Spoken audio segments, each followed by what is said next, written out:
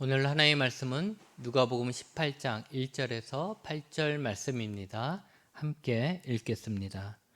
예수께서 그들에게 항상 기도하고 낙심하지 말아야 할 것을 비유로 말씀하여 이르시되 어떤 도시에 하나님을 두려워하지 않고 사람을 무시하는 한 재판장이 있는데 그 도시에 한 과부가 있어 자주 그에게 가서 내 원수에 대한 나의 원한을 풀어 주소서 하되 그가 얼마 동안 듣지 아니하다가 후에 속으로 생각하되 내가 하나님을 두려워하지 않고 사람을 무시하나 이 과부가 나를 번거롭게 하니 내가 그 원한을 풀어 주리라.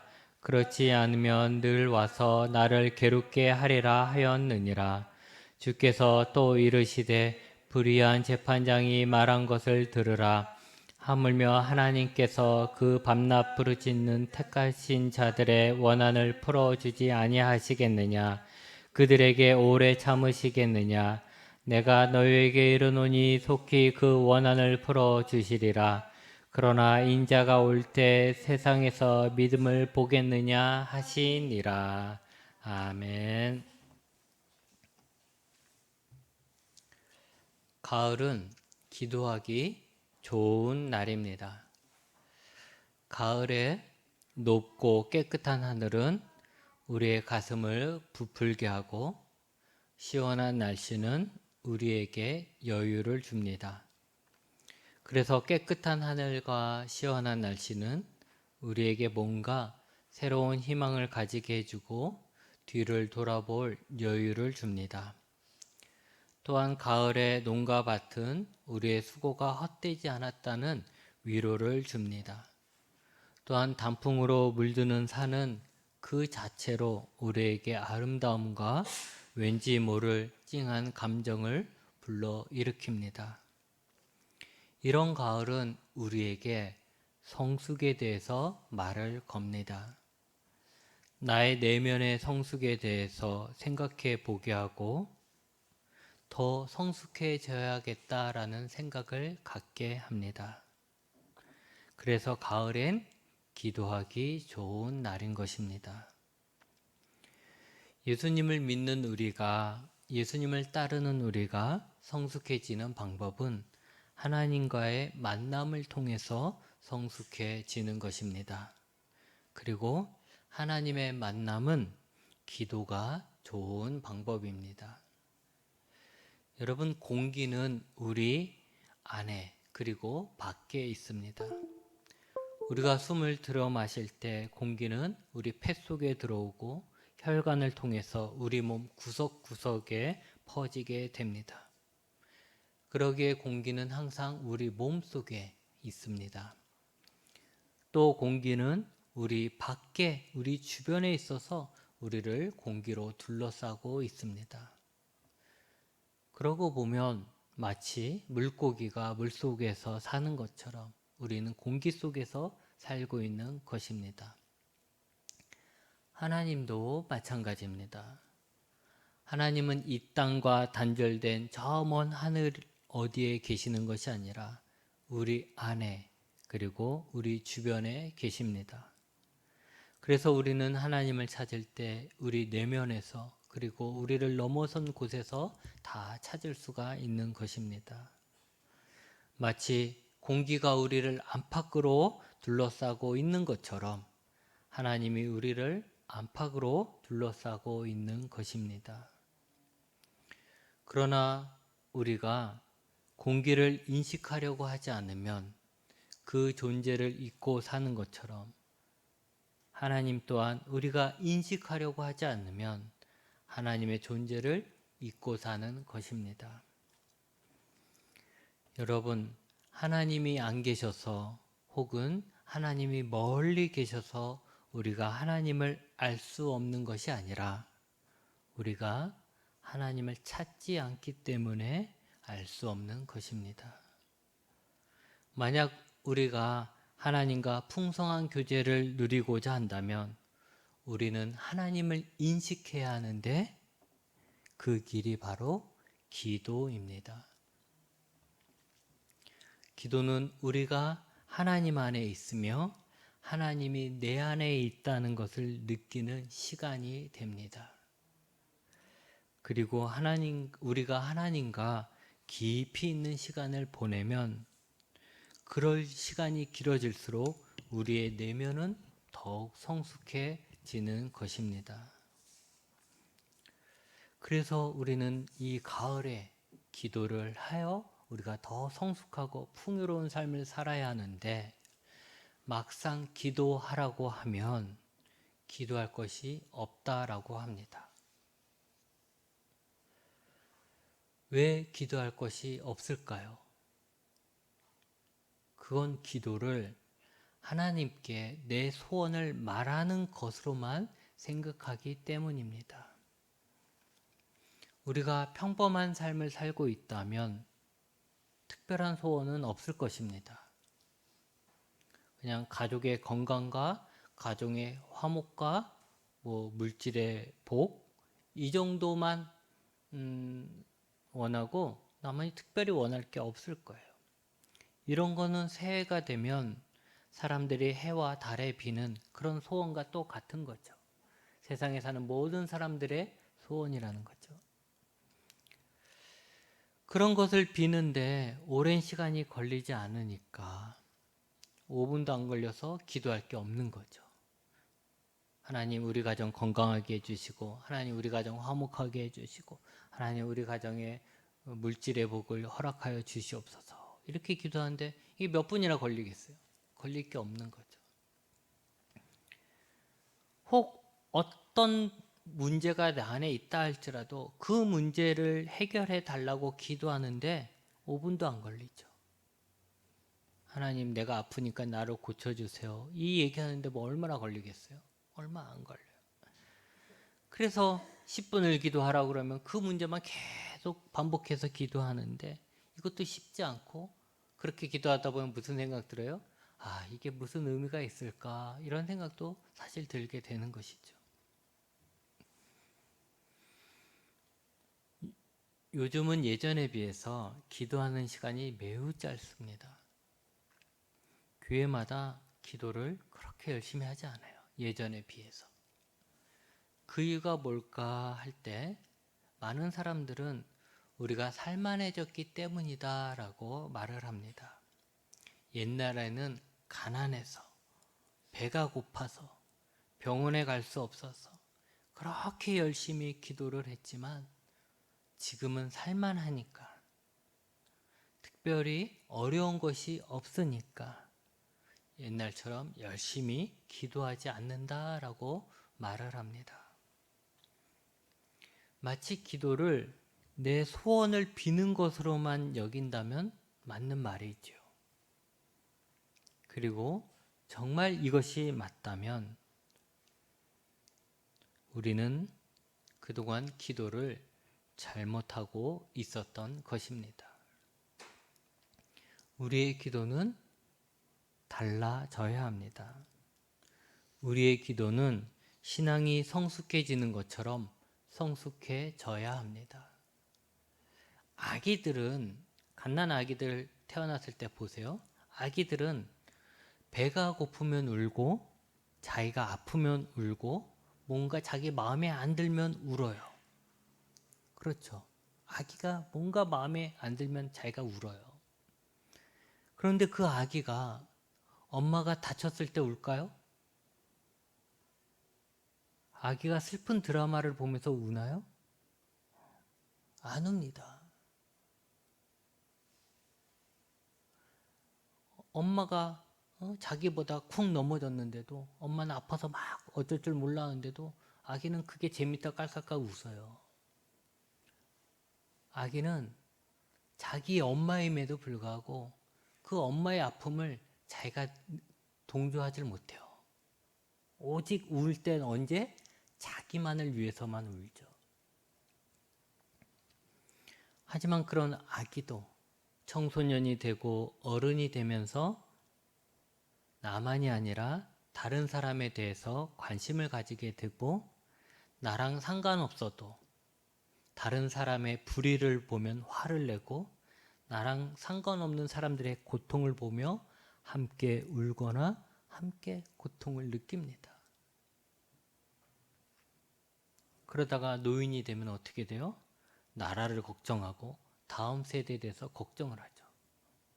저희 아버지도 보니까 맨날 그렇게 힘없이 그냥 그러면서도 뉴스만 보면서 나라 걱정을 얼마나 하는지, 그러면 다음 세대는 어떻게 하겠냐고 그러는지, 그게 다 지금 와서 돌아보면 노인이 되어서 그런 것 같습니다. 여러분, 마치 우리가 높은 곳에 올라갈수록 멀리 보이는 것처럼 우리가 성숙할수록 우리의 관심이 점점점 커지는 거예요. 그러니 내가 하는 기도가 나만을 위한 기도라면 그건 아직 아기와 같은 거예요. 나밖에 모르는 거죠. 근데 관심은 오직 나만 있는 거고 다른 데 관심이 없는 거예요. 갓난 아기처럼.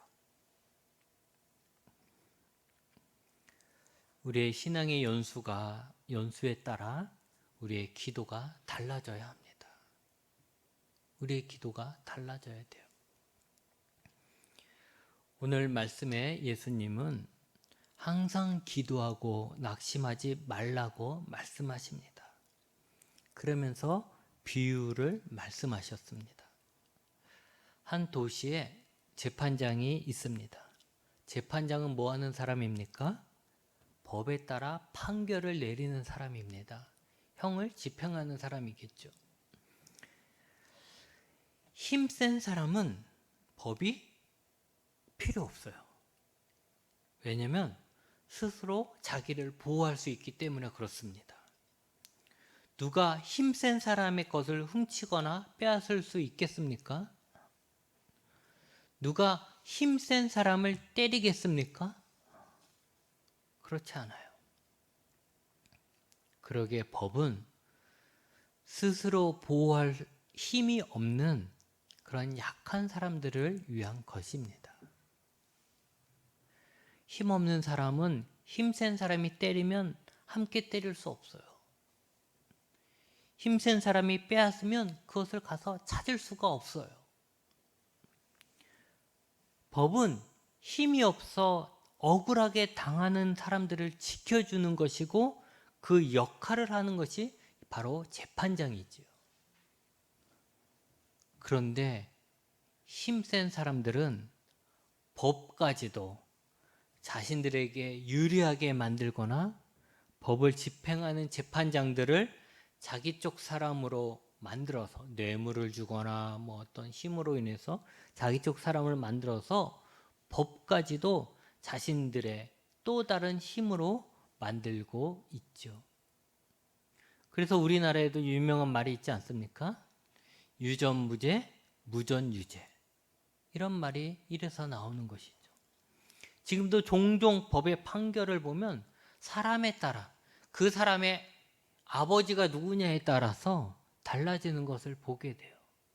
그렇기 때문에 많은 젊은 사람들이 그런 것에 대해서 분노를 느끼고 있는 거 아니겠습니까? 흑수저, 금수저가 취직할 때만의 문제가 아니라 법 앞에서도 금수저와 흑수저가 달라지는 것을 보면서 청년들이 분노하는 것이죠. 오늘 나온 재판장도 그런 사람인 것 같습니다. 그는 하나님을 두려워하지 않는 사람이고 사람들의 눈치를 보지 않는 사람입니다. 그러기에 이런 재판장에게 정의롭고 신속한 판결을 기대하는 것은 힘들어 보입니다. 그래서 예수님이 이 사람을 뭐라 그래요? 불의한 재판장이다 라고 하잖아요. 의롭지 못한 재판장이에요. 이 재판장이 있는 도시에 한 과부가 있었습니다. 과부는 자신을 지켜줄 남편이 없는 여인입니다. 그러기에 그 당시엔 가장 힘없고 약한 사람들 중에 하나였습니다. 다른 남자들이 이 과부에게 사기를 쳐도 돈을 막 빌려놓고 돈을 갚지 않아도 또는 이 과부에게 해코지를 해도 이 과부는 그것을 막을 힘이 하나도 없는 거예요. 그래서 이 과부가 의지할 것은 법밖에 없고 재판장밖에 없는 것입니다. 이 과부가 억울한 일을 당해서 재판장을 찾아갔습니다. 이 불의한 재판장은 자기에게 아무런 이익도 되지 않는 이 과부를 위해서, 정말 보잘것없는 이 과부를 위해서 판결을 내리는 그 수고를 하려 하지 않았습니다. 일을 하지 않은 거죠. 무시한 거예요. 난 바쁘다 이렇게 한 거죠. 하지만 과부는 포기하지 않고 이 재판장이 만나줄 때까지 계속해서 재판장을 찾아가서 자신의 원한을 풀어달라고 간청을 했습니다. 가끔 보면 경찰서 앞에 1인 시위를 하는 사람들이 있습니다. 자신들의 억울함을 빨리 수사해라, 바르게 수사하라 라고 하는 것이죠. 이 과부도 계속해서 찾아가서 이렇게 시위를 한 것입니다. 그렇게 몇 달을 하고 몇 년을 했는지 모르겠습니다. 그 기간 동안 어떤 사람들은 그녀를 불쌍히 여기고 재판장을 욕했을 것이고, 어떤 사람은 그녀에게 손가락질하며 그녀를 욕했을지도 모릅니다. 그러든 말든 이 과부는 포기하지 않고 계속해서 재판장을 찾아갔고, 결국 재판장은 이 과부가 너무 귀찮아서 할 수 없이 두 손 들고 이 여인의 원한을 풀어준다는 이야기입니다. 예수님이 하신 말씀은 간단합니다. 이렇게 불의한 재판장도 지속적으로 찾아와서 간청하면 들어주는데, 하물며 하나님이 택하신 그 귀한 너희들의 원한을 풀어주지 않겠느냐? 속히 풀어줄 것이다 라는 것입니다. 그런데 오늘 말씀을 억울한 일이 생겼을 때, 혹은 원하는 것이 생겼을 때 포기하지 않고 꾸준히 기도하면 하나님께서 응답해 주신다라고 들으면 우리는 여전히 기도를 안 합니다. 왜냐하면 난 그렇게 억울한 일이 없거든요. 내가 과부처럼 매달려야만 하는 긴급한 일들이 여러분에게 있습니까? 없습니다.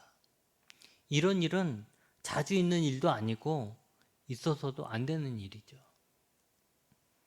그러니 내가 억울한 일이 있을 때 하나님께 매달려 기도하라는 뜻으로 들으면 이걸 뒤집어서 억울한 일이 없으면 기도할 것도 없다라는 이야기밖에 안 되는 것입니다. 그러기에 우리는 여기에서 중요한 두 가지를 알아야 합니다. 첫째는 우리의 관심을 넓히는 것입니다. 우리는 너무 개인주의가 심해졌습니다. 그래서 다 내 것 아니면 내 것으로 나누고 내 것에만 관심을 갖습니다. 교회도 내 것이 되었고, 기도도 내 것이 되었고, 하나님도 내 하나님입니다.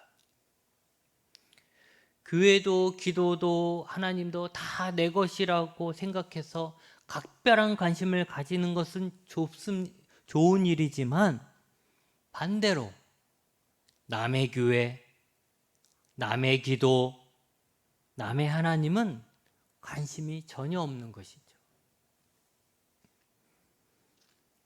교인들이나 목사들이나 다 자기 교회라고 하고 다 자기 교회만 생각합니다. 혹 다른 교회가, 다른 목사님, 다른 교회 목사님이나 다른 교회 사람들이 그 교회에 대해서 뭔가 이야기하면 왜 남의 교회에 신경 쓰냐고 합니다. 다른 교회는 다 남의 교회이고 남의 교회는 나랑 상관없는 것처럼 그렇게 우리는 살아가고 있습니다. 여러분, 하나님은 이 세상을 만드셨습니다. 이 세상 중에 하나님이 만드신 세상이 있고 하나님이 안 만든 세상이 있는 게 아니에요. 하나님이 이 아시아만 만들었고 이 대한민국만 만들었고 나머지 나라는 하나님이 안 만든 게 아니라는 거죠. 이 지구에 있는, 이 우주에 있는 모든 것을 하나님이 만드셨습니다. 또 하나님은 예수님을 통해서 교회를 만드셨죠. 하나님은 교회를 만든 거예요. 그렇기 때문에 교회가 이 교회만 만든 게 아니라, 하나님 만드신 교회가 원주 화목교회만 있는 게 아니라 이곳에 있는 모든 교회들이, 이 세상에 있는 모든 교회들이, 또 과거와 현재와 미래에 있을 모든 교회들이 다 하나님이 만드신 하나님의 교회라는 것이죠. 그래서 하나님에게는 이 세상도 하나이고 교회도 하나입니다.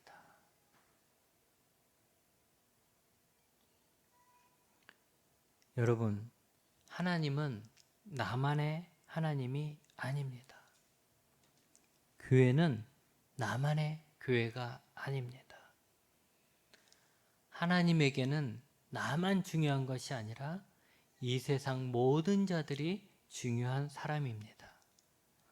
하나님의 눈과 마음은 나에게만 있는 것이 아니라 이 세상 모든 자에게 있습니다. 마치 공기처럼 말입니다. 그럼에도 하나님을 사랑한다고 고백하는 우리가 하나님의 마음을 읽으려 하지 않고 하나님을 나만의 하나님으로, 내가 필요할 때만 나타나는 내 소유의 하나님으로 대한다면 그거는 어리다 못해 어리석은 것입니다. 하나님은 불의한 재판장으로 인해 원한을 풀 수 없는 나에게만 관심이 있는 것이 아닙니다. 하나님은 이 불의한 재판장으로 인해 원한을 풀 수 없는 모든 약자들에게 관심이 있는 것입니다. 불의에 고통당하는 모든 사람들에게 관심이 있다라는 것이죠. 그러기에 난 그런 억울한 일을 당하지 않았으니 상관없다가 아니라, 재판장이 불의하든 안 하든 나랑은 상관없는 일이야, 이게 아니라 불의한 재판장으로 인해서 고통당하고 원한을 풀지 못하고 있는 모든 약자들을 위해서 우리는 기도해야 하는 것입니다. 여러분, 우리나라의 판사, 검사, 변호사가 정의롭다고 생각하십니까? 그러면 다행이지만 만약 그들이 정의롭지 못한 불의한 재판장들이라면 그들로 인해서 고통당하는 자들이 분명 우리 주변에 있을 것입니다. 그러니 우리는 이 불의한 재판장들이 사라지도록, 이 불의한 일들이 변화되도록 기도해야 하는 것입니다. 과거에 기독교가 전파될 때 왜 많은 핍박을 받았는지 아십니까? 기독교는 나라를, 그 사회를 변화시키기 때문입니다. 기독교 신자들이 나만 잘 믿자, 내 문제만 기도하자라고 했으면 그렇게 핍박도 받지 않았을 것입니다. 하지만 기독교는 그 사회에서 고통당하는 약자들에 대해서 하나님 아버지의 마음으로 다가갔고 그들을 위해 기도했고 그들의 구원을 위해 노력했습니다. 그래서 권력을 잡은 자들에게 기독교는 위험한 종교였던 거예요. 지금까지 자기 마음대로 약자들을 막 짓누르고 착취하고 그러면서 살았는데 갑자기 기독교인들이 들어와가지고 그러면 안 된다고 그러고 그렇게 사는 것이 자기의 운명이라 생각했던 그 힘없는 사람들에게 아니다, 이렇게 하면 안 된다, 우리가 힘을 내야 된다 독려하고, 이들은 가만히 있는데 기독교인들이 와가지고 당신들 그러면 안 됩니다 라고 얘기하고, 그리고 또 그걸 변화를 위해서 기도하고, 이러니까 힘없는 사람들에게는 환영받을 수 있겠지만 자기의 힘을, 권세를 누리고 있던 사람들에게는 정말 기독교가 눈에 가시와 같은 존재일 수밖에 없는 것이죠. 그래서 자신이 가지고 있는 힘으로 기독교를 핍박했던 것입니다.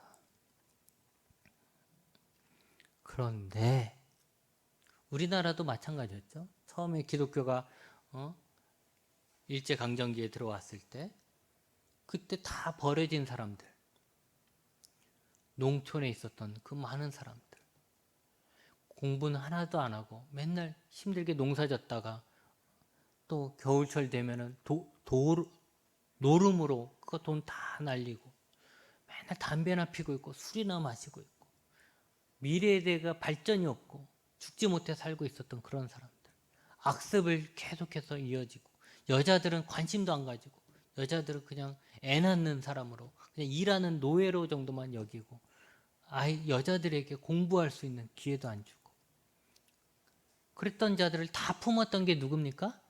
교회였어요. 교회에서 여자들 다 데려다가 공부시키고, 그래서 학교 세웠잖아요. 교회가 아픈 사람들 찾아가갖고, 그 당시 나병 환자 똑같죠. 우리나라도 마찬가지예요. 나병 환자들 다 멸시하고 버리고, 그랬음에도 불구하고 그들에게 가서 치료하고 약 주고 돌봤던 것도 교회였고, 그래서 병원을 세운 것도 교회잖아요. 그러니까 그렇게 사회를 변화시키는데 가갖고 나만 예수 잘 믿으면 된다가 아니라 이 사회에 고통받고 있는 모든 사람들을 위해서 하나님 앞에 기도하며 변화를 일으켜 갔던 거잖아요. 그래서 그것을 인해서 우리나라가 조금씩 계몽이 됐잖아요. 그래서 이만한 힘을 갖게 된 거죠. 그런데 언제부턴가 한국의 기독교는 이 세속적인 힘을 가지게 되고 세속적인 힘을 추구하게 되어 언제부턴가 세상 임금의 편에 서게 되었습니다. 이제 교회에서 더 이상 약자들을 위한 무언가를 해야 된다. 이 사회의 정의를 위해서 우리가 뭔가를 해야 된다. 우리 기도해야 된다. 라는 말이 사라져가고 있어요. 잘 안 들리죠? 그런 소리 잘 안 들려요. 이것 또한 우리가 기도해야 할 것입니다. 여러분, 나만 잘 살면 된다는 생각, 나만 억울한 일이 없으면 된다라는 생각은 하나님이 주시는 생각이 아닙니다. 그건 사탄이 주는 거예요. 공산주의자들은 그렇게 이야기하죠. 자기들은 종교의 자유가 있다라고 얘기합니다.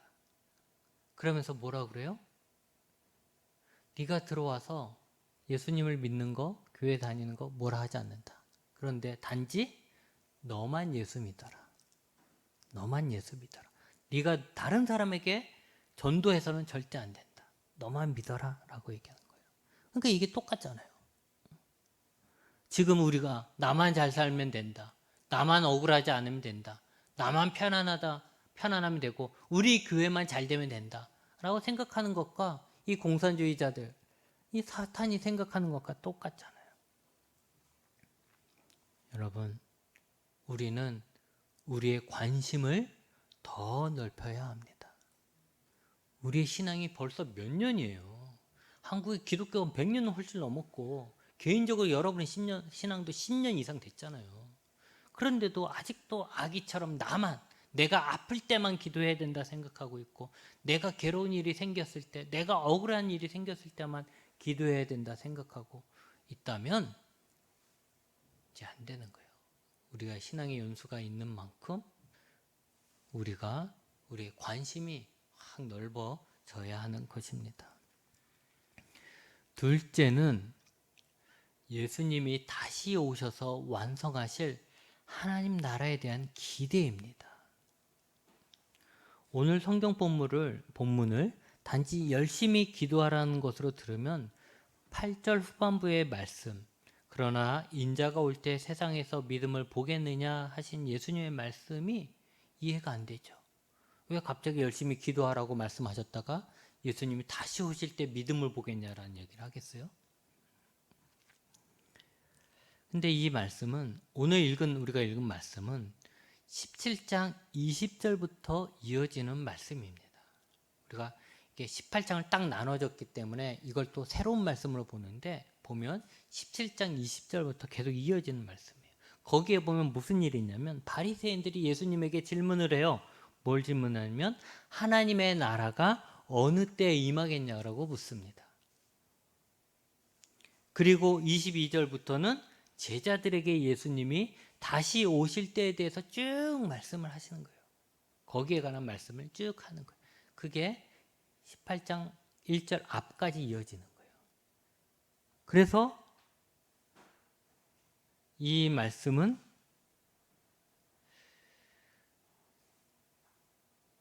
우리가 생각할 때 이 말씀은 예수님이 다시 오실 것에 관한 말씀으로 이어서 봐야 한다라는 것이죠.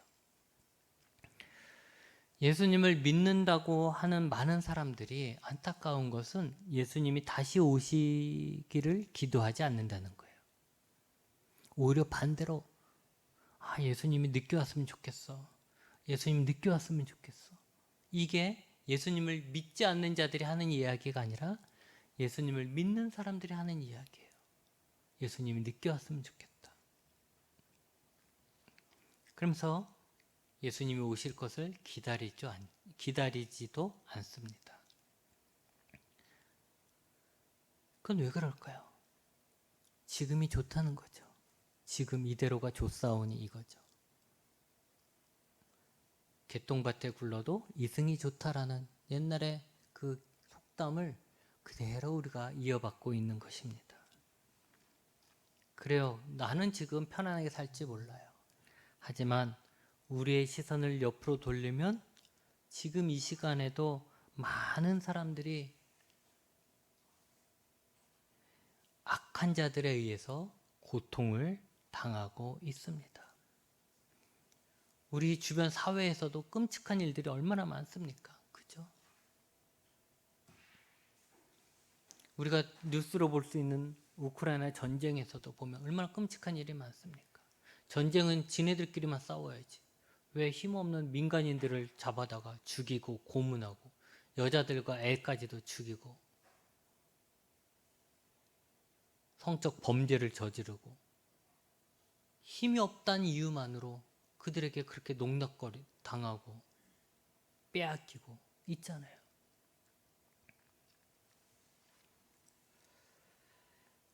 그렇기 때문에 우리는 우리의 시선을 나만이 아니라 다른 사람에게 돌리면 오늘 말씀의 과부처럼 자신들에게 고통을 주고 있는 악한 자들을 이길 힘이 없는 자들이 참 많이 있습니다. 그러기에 그들의 삶은 지옥과 같은 삶의 연속일 수밖에 없죠. 그들의 유일한 탈출구는 그들을 괴롭히는 악한 자들을 심판하고 그들을 구원해 줄 구원자가 유일한 그들의 탈출구입니다. 예수님은 말씀하시는 거예요. 포기하지 말라고. 포기하지 말고 낙심하지 말고 하나님이 너희의 억울함을 풀어주실 것을 믿고 항상 기도하라고 하십니다. 언제까지요? 예수님이 다시 오실 때까지. 예수님이 다시 오셔서 그 악한 자들을 심판하고 약한 자들의 억울함을 풀어줄 때까지 믿고 기다리며 기도하라는 거예요. 그러면서 예수님이 덧붙인 말씀이 그거예요. 예수님이 다시 오실 때 이 믿음을 보겠냐라는 거예요. 이 믿음이 바로 이 믿음이죠. 여러분, 우리가 사는 세상이 천국이 아니면 아직도 많은 사람들이 악한 자들에 의해 고통당하고 억울한 일을 당하고 있다면 우리는 예수님이 속히 오셔서 이 땅에 악한 자들을 심판하시고 고통당하는 자들을 구원해 주실 것을 기도해야 합니다. 우리가 할 수 있는 일은 어두운 세상에 예수님의 이름으로 조금 밝히는 것, 그 정도이죠. 그런데도 여전히 어둠은 존재해요. 그러기에 이 세상이 완전히 밝아지려면 예수님이 오셔서 모든 어둠을 심판하시고 빛을 밝혀야지만 하시는 것입니다. 그것이 완전한 하나님의 나라인 것이죠. 그때가 되어야 우리 모두는 악에서 벗어나 진정한, 지금까지는 맛보지 못한 진정한 자유와 행복을 누리게 되는 것입니다. 그러니 그 완전한 세상을 위하여 우리는 포기하지 않고 악에 대항하며 예수님이 오셔서 완전한 승리를 하실 때까지 우리의 억울함을 풀어주시는 그 하나님을 바라보며 포기하지 않고 기도하는 것입니다. 이제 말씀을 정리합니다. 여러분, 이 가을에 우리가 기도를 통해 하나님을 만나 하나님의 풍성함이 우리의 풍성함이 되도록 해야겠습니다. 나만을 위하여 나의 고통만을 위해 기도하는 아기와 같은 신앙이 아니라 하나님 아버지의 마음을 품고 지금도 고통당하고 있는 모든 자들을 위해 기도하되 예수님이 다시 오셔서 그 모든 악을 심판하시고 고통당하는 자들을 구원해 주실 때까지 포기하지 말고 항상 기도해야겠습니다. 기도하시겠습니다.